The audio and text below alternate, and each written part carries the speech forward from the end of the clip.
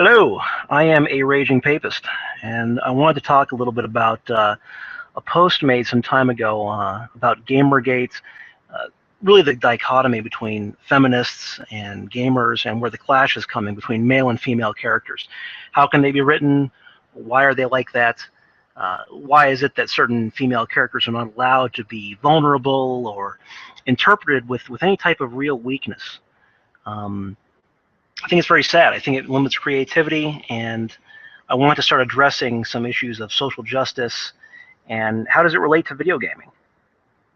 A while back, there was a post made by a Merlin132 that I think really sort of nails the feelings that gamers have between male and female characters, and why is it that Gamergate has arisen to be sort of a backlash against feminism within gaming. Yeah, arguably, it's liberal feminism or Marxist feminism or far left. I don't care about those definitions right now. But I think it's an excellent post, and I think it should be addressed. It should be remembered because it was a while back that it was made. It starts off by arguing sort of against Anita Sarkeesian. You know who she is. So I'll just go ahead and begin it here. Absolutely not. If you can't tell a 2-bit con artist from one of your own, you really need to clean up your movement before you start suggesting anything. But maybe you're just naive and don't understand the problem. Do you know why there's so many white male characters in video games, especially leads? Because no one cares about them. A white male can be a lecherous drunk. A woman can't, or it's sexist. Sexualizing women and what all. A white male can be a mentally disturbed soldier whose mind is unraveling as he walks through the hell of the modern battlefield. A woman can't, or you're victimizing women and saying they're all crazy. Consider Guybrush Threepwood, star of the Monkey Island series. He's weak, socially awkward, cowardly, kind of a nerd, and generally the last person you'd think of to even cabin boy on a pirate ship, let alone captain one. He's abused verbally and physically, mistreated, shunned, hated, and generally made to feel unwanted. Now, let's say Guybrush was a girl.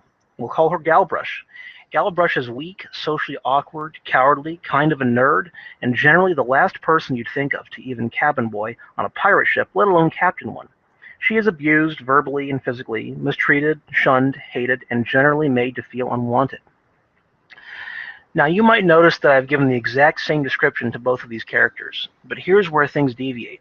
While no one cares if Guybrush takes a pounding for being, for lack of a better term, a less than ideal pirate, Galbrush will be presumed to be discriminated against because of her gender.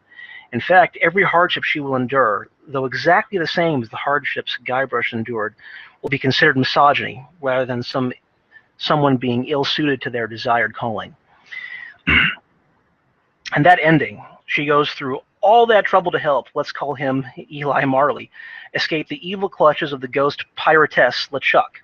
It turns out that he didn't even need her help. She even screwed up his plan to thwart LeChuck. Why, it'd be a slap in the face to every woman who's ever picked up a controller. Not only is the protagonist inept, but apparently women make lousy villains too. And that's why Guybrush exists and Galbrush doesn't. Men can be comically inept halfwits, women can't. Men can be flawed, tragic human beings, women can't. And why? Because every single female character reflects all women everywhere. The horrible truth is, you and Sarkeesian want to craft a box into which you can force every female character into, some idiotic ideal, putting aside the stupidity of exchanging one unobtainable role model for women with another that has the added problem of making all female characters exactly the same. And when all characters are exactly the same, that's boring. And boring characters do not sell video games. That's the end of the post.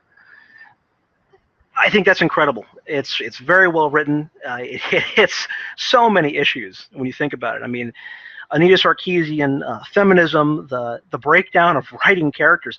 One of the things that really pisses me off about SJWs in the industry, in the gaming industry, as we've seen from the likes of BioWare and others, is that you are limited to what you are allowed to create.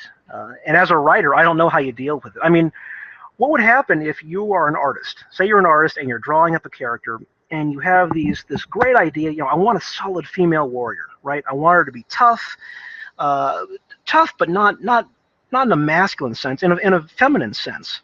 I want her to have issues related to women. I want her to have I want her to be a woman, but be a warrior and be strong and courageous in her own way. And you're an artist, so you're drawing this character, and you imagine her, you give her, you try to make her beautiful from a masculine sense, obviously. Let's say long hair, beautiful facial features, and then your boss comes in and says, hey, you know what? This is oppressive. This is a bad representation of women everywhere. You're not allowed to draw that. That character, yeah, you got to make her not as beautiful. Can you imagine that? I mean, it's unbelievable to me that in an industry that's supposed to be all about creativity and yes, actual diversity, that that artists and writers are not allowed to create the characters that they themselves envision. I think it's absolutely astounding that it's come so far, as we've seen over the past, perhaps over the past decade or so. But anyway, I will leave you with that for now. Consider that. If you stumble upon my channel by accident, thank you for joining, and I'll talk to you guys later. Take care.